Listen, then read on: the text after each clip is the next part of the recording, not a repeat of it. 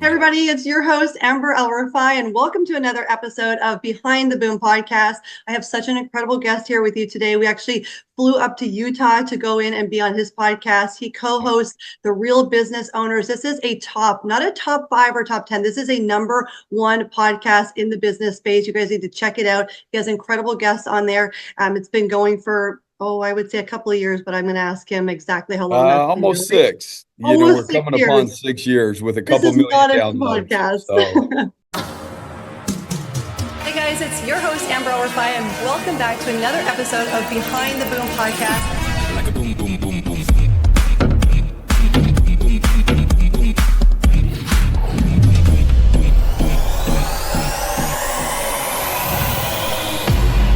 yeah, we've been doing it for a while. So and as we talked about prior to getting on, it's podcasts, it seems easy, you just talk and but there's a lot of work behind it. So kudos to you for making it happen and getting your podcast going and bringing value to the world in a way that I believe that the world needs it, right? Just kind of raw, authentic, and real, and just having conversations with people that have been there, done that, and have seen the struggle that maybe other people are going through, so that these people that are dealing with the problems of building and growing a business and growing themselves, maybe while they're trying to grow a family, could see that it's possible. So kudos to you, and I know that you and your husband do amazing work, so I appreciate you having me on. And I appreciate that, Trevor. I feel like you just gave me an intro on my show, and I was supposed to give you a big intro on your show. But Trevor, in addition to his podcast, he's also co-owner of Easier Accounting, and he's also crushing it on masterminds now. So you can get in. When's the next mastermind, Trevor? Do you have a date? Well, I just barely got back from Salt Lake City. We had a couple-day mastermind up there, and got back on Sunday. And so, for those that are listening, it's Wednesday now. So I've just, usually you're riding a high when you get back from a mastermind and you spend so much time with amazing people. And when you get back, it's kind of like dopamine deficient for a period of time because you're just getting hit with dopamine for days straight. And then you kind of are in a lull for a day or two and kind of have to rest and snap back out of it. But the next one's in March. So, March 2025. Yeah, March 2025. Yep. So where is it going to be? In Salt Lake? we're going to probably do it in St. George. It'll either be Salt Lake or St. George. So that one will be in Utah as well. Perfect. So you guys, just to put things into perspective, if Trevor has been running his podcast for over 6 years, The Real Business Owners, that means every single week he's sitting down with an entrepreneur of some sort, listening to stories, understanding their strategies. So imagine what's going on in Trevor's brain and the knowledge that you're partaking and soaking in all these different things and giving back your value. I'm really stoked to have you on here. And I want to start, sometimes we start with like people's stories, and you've got a story and a journey, but I want to start with your 1,000-day. Now, just to put things into perspective, we were out in Utah last year for your birthday, or the year before? Man, it was the year before. It was about a year and a half ago. When you're having fun. My husband did a 39 mile, right? 39 miles. It was supposed to be 39, but 40 was too close just to leave it at 39, We figured we'd put a bow on it and do a full 40. So 40-mile run. So since then, my husband just does challenges of like, I'm just going to do 5 miles a day for the next, couple of months. But you talk a little bit about, people that do like the 75 hard and different things like that, and then how they feel so amazing and they come off of it and then, kind of go back and revert to their old selves again. So why would they do that? So you put yourself in 1,000-day. I'm trying to do the math. That's literally 3 years. 1,000-day challenge? Almost. I started January 1st of 2022, and 1,000 days was September 28th, 2024. So it's 3 or 4 months shy of 3 years straight.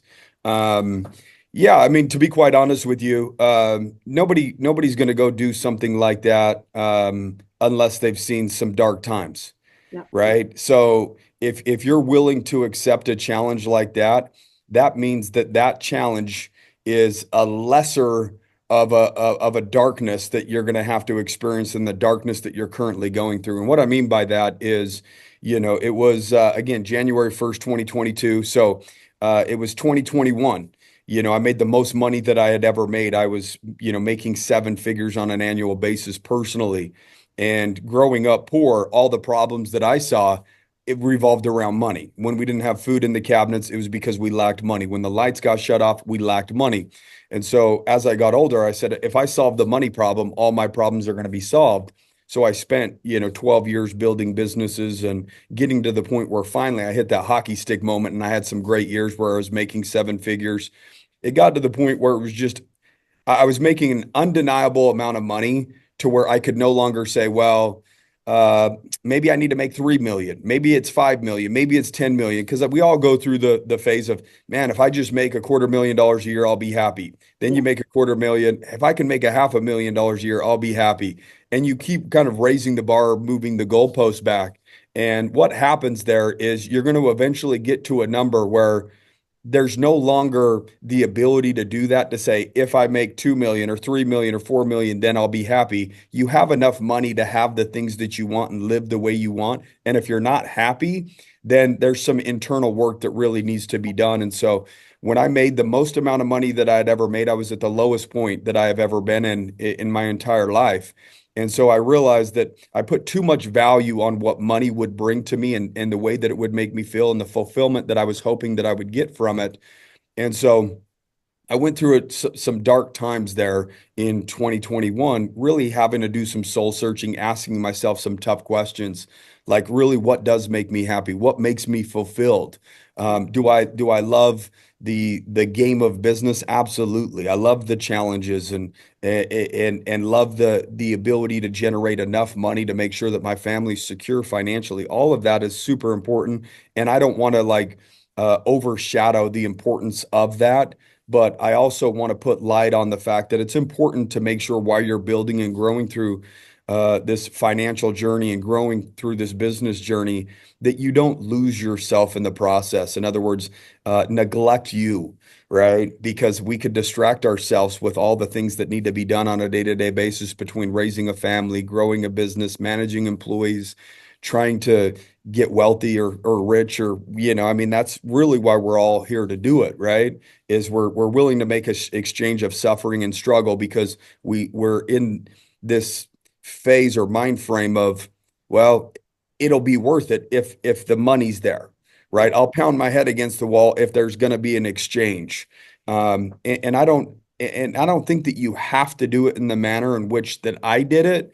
Don't get me wrong, there's always going to be problems and struggles, but if you can go through those problems and struggles while you're happy and fulfilled, I think that it eases some of the stress and some of the pain, which I did a terrible job of. And so I had to do some soul searching. So I started asking myself some questions late 2021. It was October, November. I even had people sit me down and say, like, are you okay? And I said, I'm okay. I said, I'm just really trying to figure myself out right now, because everything that I put my whole life towards, thinking that if I did this, then everything would be okay. Now I have those things, and I have to basically recreate what my life is now going to look like, right? And so you can call it a midlife crisis or whatever you want to call it. Um, I started saying, okay, when do I feel best? And every single time that I would move my body and I would exercise, like, I felt good. And I would reflect back on the fact that I did 75 hard. And I was like, that really was a good, there was a lot of struggles, and it was hard, but I was proud of myself, right? Every day that I got done doing the items that I needed to get done in order to accomplish that challenge, I felt proud, right? And I really think that that's what we all want as human beings, is we just want to feel proud of ourselves. So if we build a business that has the ability to make a lot of money, we're hoping that, we could say, see, like, look at me, I did it. And maybe have other people acknowledge us. That recognition feels good, but in reality, deep down in our soul, I just think that we're chasing something so that we could just be proud of who we are and what we've accomplished. And so I don't necessarily think that you have to make a certain amount of money to have a day that's filled with accomplishments, right? And so for me, it really got to the point where it's like, okay, I know moving my body makes me feel best in my body and mind. When I'm reading, when I'm exercising, when I'm just doing kind of the ABCs, one, two, threes, like the normal things that we probably all should be doing, but life, for whatever reason, sometimes drags us away from, some of the basic stuff that makes us feel good in our body and mind. And so I told myself going into that year, I said, okay, I'm going to start 75 hard again. I'm gonna get myself back. I'm gonna find myself. And I went, and it was never designed from day one to be 1,000 days, right? It just kind of 10x to 75 escalated, hard. right? Yeah, yeah. It started with 75. It evolved, right? Just like everything evolves, right? Like our income goals, just like us as individuals, we evolve. Like we start a business going down one path, and we're like, maybe I'm gonna make a tweak and an adjustment, and I'm gonna turn my business model into this. Like we're always adjusting everything based upon the data that we're receiving at that time. And so I figured, I'd be just like anybody else. When you're at a low moment, you try a challenge to get yourself out of that low so that you could feel good. And I never really thought anything outside of the 75 days. And then I was feeling so good during that time frame. Again, this is just coming off one of the darkest periods of my life. And then now I'm feeling good again. And so like I do Why not would you want stop that? Right? Like I after the 75 days. I just didn't want to go back to what I was Right. experiencing prior to that. Anything was better than that, right? And so I was like, well, how many people have done 75 hard? It's like millions of people. And I'm like, I'm just one of millions. I'm not there, I'm not special, right? And I said, well, how many people have done 100 days in a row? I said, probably a lot less because everybody's ready to celebrate on day 76 and Right. just throw away everything that Yeah. they worked Grab a for, right? beer. Let's go get the pizza and beer and celebrate, right? Like I feel good again. Let's party. So Yeah. then 3 months later, you feel like crap again. But Yeah. um, so I said, let's extend it to 100 days. And so I did 100 days and I said, I feel good. I'm scared to go back to what I was experiencing. I said, what if I just did it for like a year straight? I've never heard of anybody doing it for a year straight. And so I did it for 365 days, but then I had such a streak going that I was like, I can't give this up. And I heard Andy Frisella talk about show me your last 1,000 days and I'll show you why you are where you are. And so as the time was ticking down on the 1 year mark, I was sitting there thinking, I was like, what if I could do it for 1,000 days? And I'm not going to take the photo and follow a strict diet. It was really just at that point moving forward and just doing the 2-a-days and reading every day for 1,000 days, kind of customizing it at that point, right? And my mind immediately said, "There's no way." Of course. There's no way you could keep doing this for 1,000 days. And I said, okay, if I do it though, that gives even me undeniable proof that I'm capable of more than I even thought I was capable of because my own mind doesn't even think it's possible.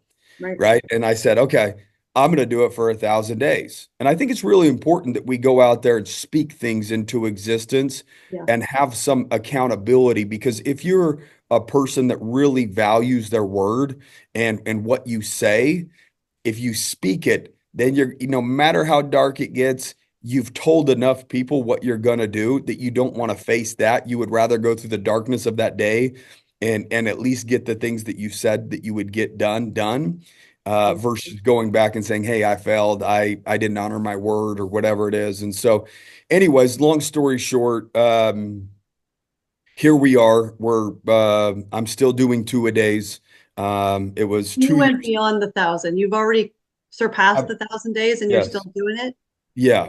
Yeah. Okay. So this just goes to show for people that do like the 75 hard or they do a challenge for themselves. Mhm. Everybody's all about and I love this because I'm going to make sure that this episode is rolled out in January for 2025 because everybody's in these New Year's resolutions, right? I want to Yeah. do a 30-day challenge, 90-day. I'm going to do weight loss. I want to amp up my business, do all these different things. They set these goals. And Yeah. I just think that New Year's resolutions are the biggest crock of shit because why are you just setting this New Year's goal when you can set up a goal that can like literally change the way that you think, the way that you do things, the way that you eat, the way that Mhm. you act in all areas of your life, not just I want to drop 20 pounds. So like, let's do it.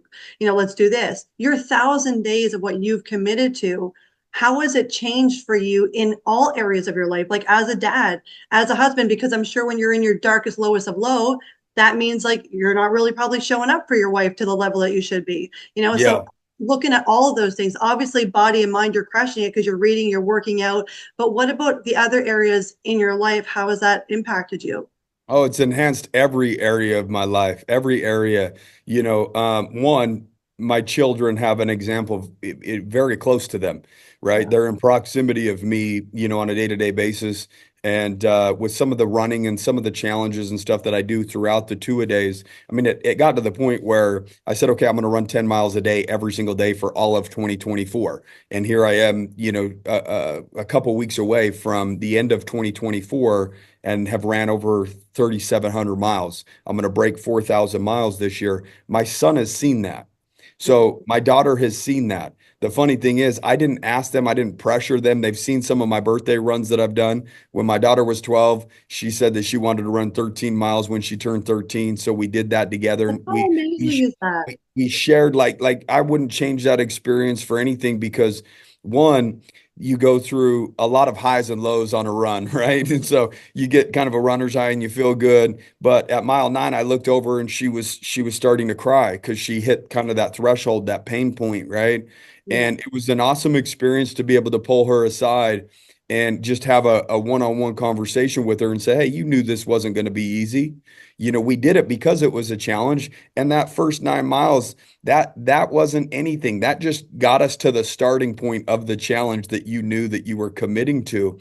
And I said, instead of trying to make her think about 4 more miles, I said, why don't we just run to that car? Yeah. And so we ran to that car and then we walked for a second. I said, let's run to that tree.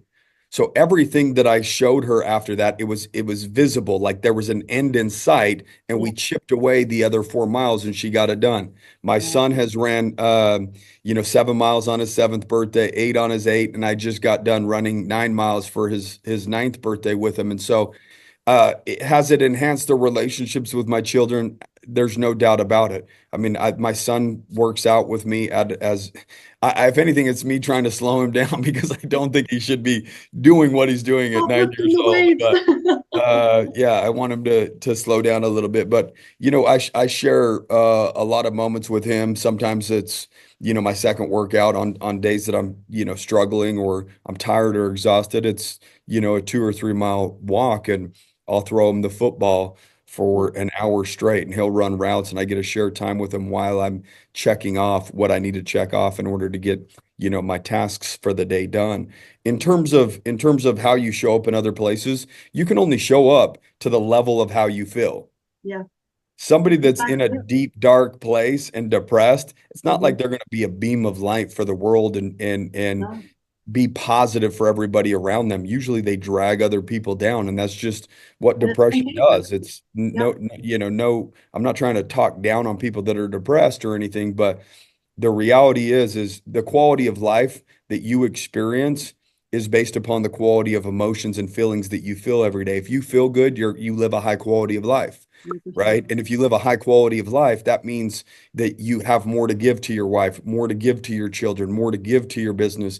Guess what? When there's problems that arrive at my doorstep, when you're talking about business struggles, I've dealt with so many struggles out on the streets running, thousands and thousands of miles that I know that this struggle will also pass. It'll come, it'll go. I've dealt with pain that it appeared and then it went away, and I was still able to get what I needed to done. And so just the overall grit, the resilience, the mental discipline, the honoring what you say you're going to do and showing up in a manner for everybody that's in your proximity at a high level has increased for me over the 1,000+ days now. So I mean, it's such an incredible story, and I really hope that it inspires people going into the new year to say, screw the 30-day challenge. I'm going in for yeah. 2025, and really set yourself in a space that it's achievable, but it's also challenging. I want to shift a little bit over to the house on the hill. So, and you can kind of get into that. And the reason being is because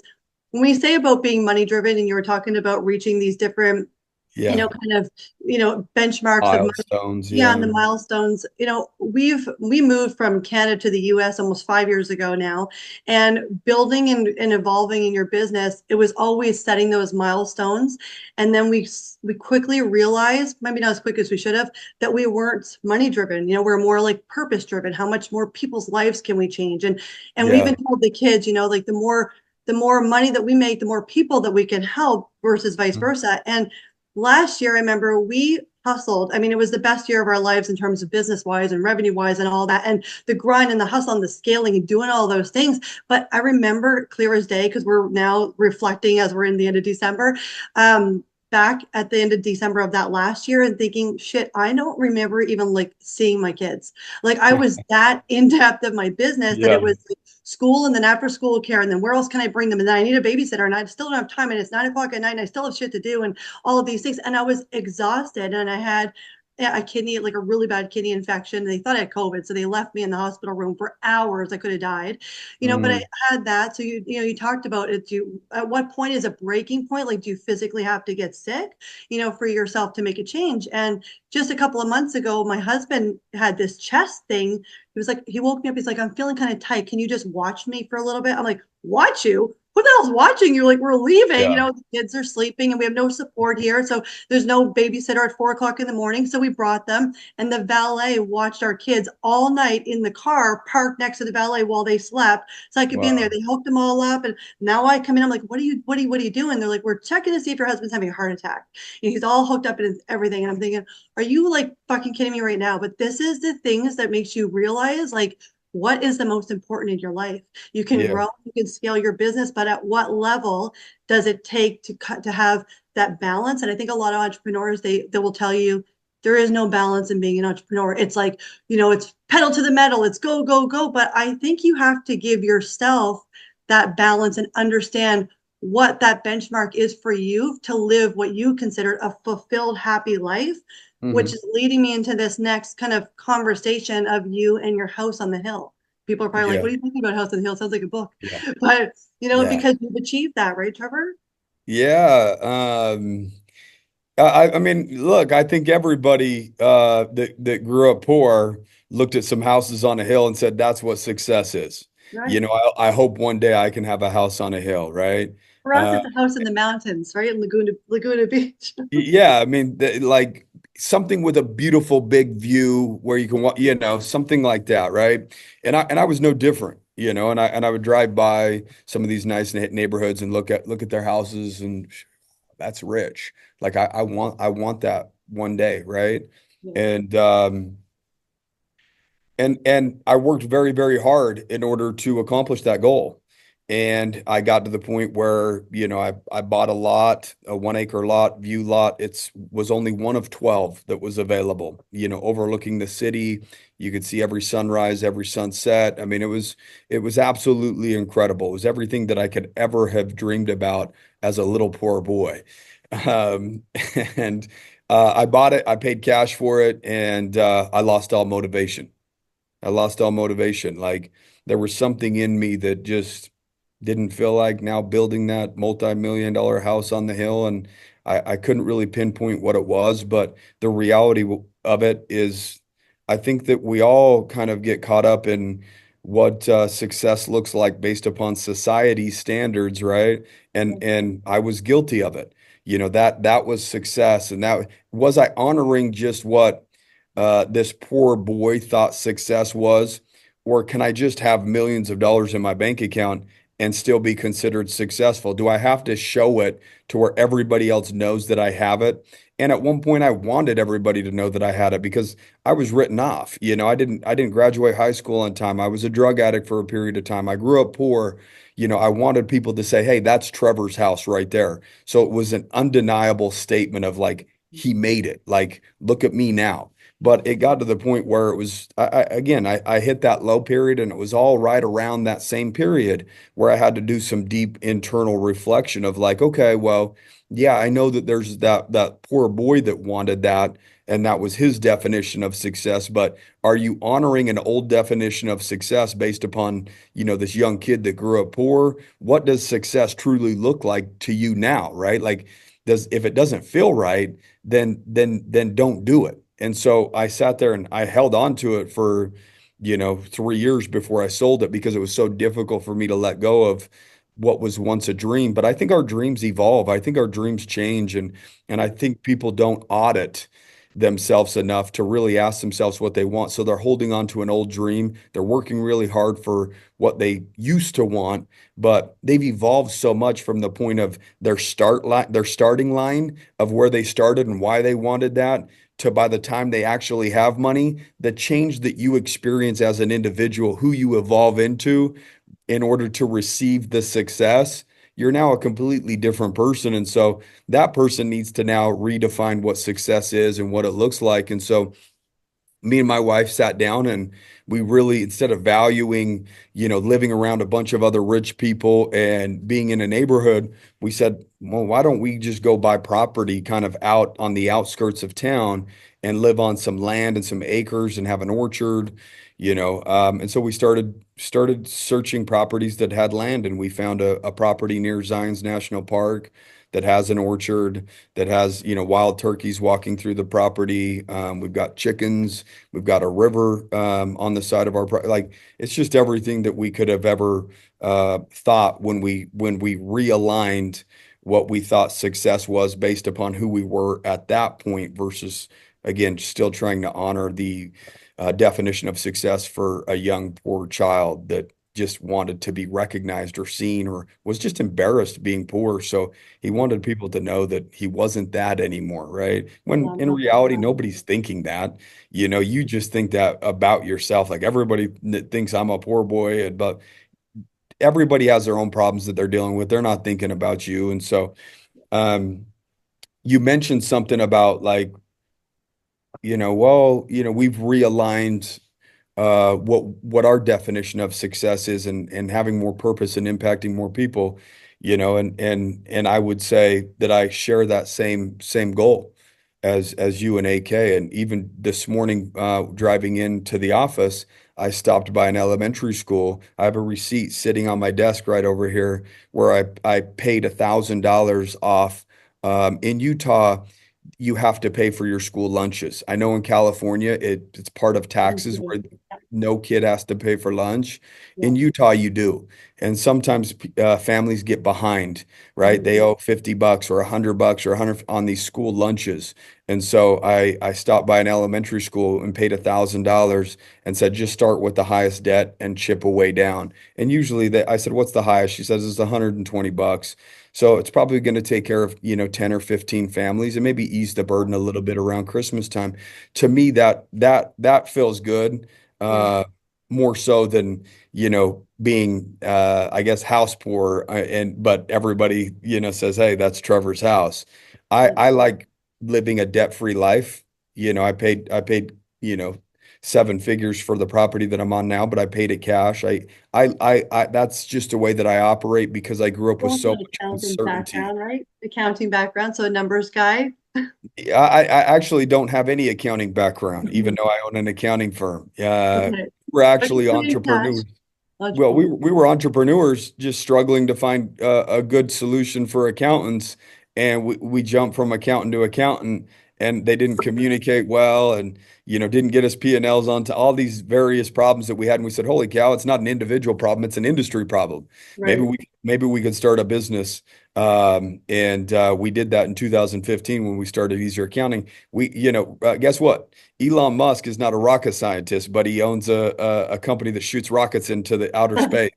He's not a mechanic, but he builds cars, right? Like you don't have to actually be the expert of the business that you start because there's experts that want a paycheck, right? If I wanted to start a doctor's office, I just would need to say $500,000 a year salary looking for a doctor. And if a doctor wanted to, come work for me, now I own a doctor's office. It doesn't mean I'm a doctor, right? And so I mean, I that's run a it's social media agency and I can't even edit a reel, you know? That's what I'm saying, right? You Yeah, hire the people, yeah, the video editors, right? And yeah. so a lot of people think that I have, an accounting background because I own an accounting firm. But in Right. It reality, is the something reason of a why I've business. been good with money is just I just told myself when I was young and poor that, this isn't okay. I'm not going to live like this. And Yeah. there was so much uncertainty that when I made goals. It was like, hey, I want to be able to pay off a house cash so that my family has certainty because I didn't have that. If I got hit Exactly. by a bus, Yeah. their home is their home. It's not mine, it's my kids. It's stability for them. And so for me, Or that you was pivot in your super important. business, you want to, take chances and do different things. They're not stressing to say, well, who's paying the mortgage because you decided you wanted to pivot or you want to open something new or Yeah. something else, right? Yeah. Yeah. And a lot of Yeah. people say, hey, that's dumb. You shouldn't have that much money tied up into a home. The fact is, You can pull it out anytime. It's there. what's that?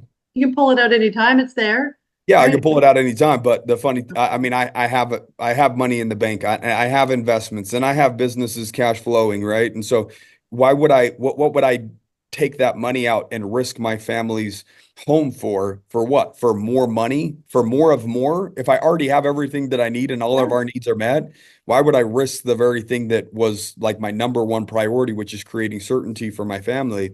To try to receive more of something that I already have, right? And so for me, I value that more than more, right? Yeah. So What would you say, Trevor, for anybody that is, not so much new and upcoming, maybe they have a startup company, and they're looking to kind of reach that next level and break through to that next level of themselves. And maybe it's just financially, because a lot of people will come, to coaches and they'll come to masterminds and they'll say, I'm uh-huh. just trying to break through to that next level. But what would you say is the most important for them to be able to break through on the financial side? They got to break through somewhere over here.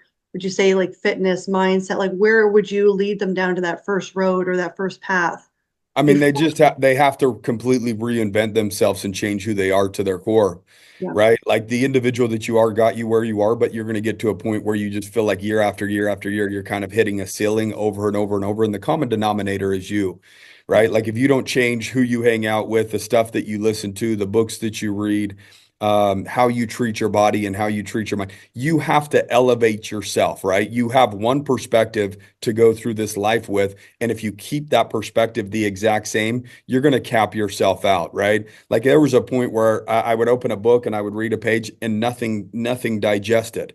And I would read it again, and I would close the book and say, I'm just not a reader, right? Like I would honor the label that I'm not a reader because it was difficult. Just because it's difficult doesn't mean it's impossible, right? And then it got to the point where I just kept going back and kept going back and said, I need to develop myself. I need to change who I am. I need to become more than what I currently am so that I can increase my perspective, change the way that I view the world. Because if you change the way that you view things, then you'll change the way that you view problems or struggles within your business. Maybe you'll view things in regards to how to reach the next level a little bit differently, right? Like you can't have the same thoughts create a new outcome. So we have to change the thoughts that are happening in your brain. So how do you change the thoughts? The only way to do it is through information and changing your habits, right? Changing who you are to your core. And so at one point I wasn't a runner. Now I run a minimum of 10 miles every day. Now I read when I once wasn't a reader. At one point I thought masterminds were scams, right? Like, oh, these people, all they want to do is just take people's money and, fill them full of fluff and then send them out the door until I started joining them 6 or 7 years ago. And they completely changed my life because I was in proximity of people that were doing things way bigger than me. And I realized how regular they were. And I realized how the majority of my problems were me and the way that I view the world. If somebody had, a $10 million business and I was able to rub shoulders with them and they're just a common person, at that point, it made it more believable for me to achieve versus just saying, well, that's impossible for me. That's the reserved for, the bright minds of the world. And so masterminds are important, reading's important, podcasts are important, moving your body's important. You have to feel good, you have to think good, you have to surround yourself with the right people, you have to invest into growth. You kind of have to force it to happen, right? And so growth is never a pretty thing because usually growth appears in the form of taking a step backwards, right? And so like, hey, we need a new office. Guess what? We're outgrowing enough. Now we got to sign a bigger lease, which is scarier, which means more money's going out, right? Which means now we have to buy more desks, more computers, more furniture, all of these things. And so every time that we leveled up, we had to outlay a bunch of money, and that hurt. And nobody wants to really take a step backwards financially because of ego, maybe because of lifestyle, because the way that they manage money. I lived in the exact same house that I bought for 250 grand in 2010, even all the way to the point where I was making millions of dollars a year, right? Why? Because I didn't want my lifestyle to force me to rape the business of its profits in order to fuel a lifestyle. I wanted to make the decisions that were in alignment with growth, with where I wanted to go. And there's a lot of things that we did right, having reserves on hand so that we had the ability to take risks. And we took a step backwards over and over and over and delayed gratification for so many years. And then finally got to the point where the business was so big that it could still pile reserves and pay us a bunch of money, right? But nobody wants to take that 5 or 8 year ass whooping in Yeah, order that's to get really to what it that point. takes. They start seeing, a little bit of his success, a little bit more money, and then all of a sudden, well, that money can handle a bigger car payment, or that can handle, a Yeah, bigger mortgage, and then they keep lifting it up and lifting it up, and then you're yeah, just giving yourself more and more stress to now, okay, now this is what I need to make every 30 days or every year in order to actually live the lifestyle that I've just put ourselves into. Otherwise, you're going to go backwards. And you're yeah. so right, at the end of the day, nobody's really watching. That's kind of what we had realized, moving around and even just starting out in the US.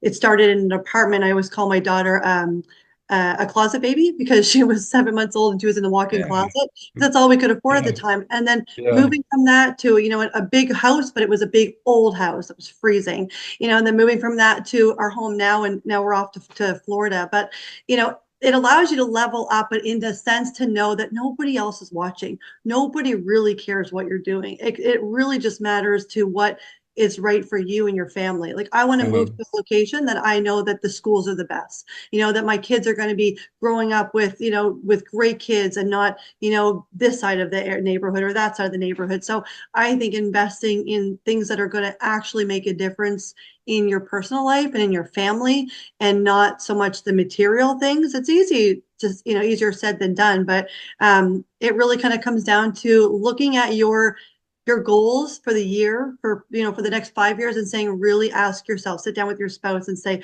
what is it that we want? What are we striving for? What are we working so hard for? What are we missing our kids' soccer game for, or not? Because I did that this past year. I said, I don't care how hard I'm working and how fast this business is growing or how slow it's growing. I'm not missing a soccer game, and I'm not missing dance. That's not Hmm. why I'm growing and scaling my business. I'm going to make time for those, because it was a big shift from the year prior that I was literally fucking exhausted of, like, and where's my kids, right? That it literally made me sick. So I think it does come down to finding some balance there, and knowing what is the purpose and the drive. Like, what is your mission? What are you striving for? Because people get so caught up in, I'm just striving for that 100K a month, the 200K a month, the 500K a month, like, get me to that next level. And they keep getting focused on all these influencers and successful people. And then they compare themselves. He did it at 40 and he did it at 30. And shit, I didn't even get that place. And I'm 37. Like, how do I get there? And I find you can easily get lost in all of that, Oh when yeah, you should just sit back and, I always say, compare yourself to you. I'm yeah. totally the person I was 2 years ago, or 1 year ago, or hell, even 6 months ago. If you're constantly evolving, just like you said, you're in your lowest of low, you put yourself through this 1,000 day, it's no longer a challenge for you. This is just part of who you are, and your kids are seeing it, and your wife sees it, and they want to be part of it. So you've just leveled yourself up to the new Trevor, that now people just know you as, that's just who you are, right? Well, the funny thing is I was at an event, not too long ago, and I was just a person supporting the individual putting the event on, and was in the audience, and he brought me up and said, "Hey, did you get your 10 this morning?" I said, "Yeah, of course I did." And the event started early, so I had to be up by 4 a.m. to go run my 10 miles. And he said, "I'm going to have Trevor, speak at our event next year, if that's okay." And I said, "Yeah, that's fine." And I made a commitment in front of the crowd. It was about 120 people, nothing crazy. And a guy stops me out in the hallway, and said, I've been reaching out to him and texting him probably at least 5 times asking if I can get like 5 to 10 minutes in front of everybody. How did you do that? And I said, I didn't ask for it. I said, the fact is you don't really stand out. You're not an attractive character, so to speak. You don't, when people communicate with you, what makes you different, right? And when people hear my story, it's completely different because I've created that, but it wasn't necessarily for that purpose. It was to save myself, really more so than anything. And I think if people actually focus on genuinely, authentically doing things to save themselves and live authentically in a manner in which also requires extreme discipline in terms of doing things that other people can't necessarily do, you're going to naturally just stand out. I didn't do it to stand out, but I am. And now I'm having people ask me to speak in front of their communities based upon what I chose to do.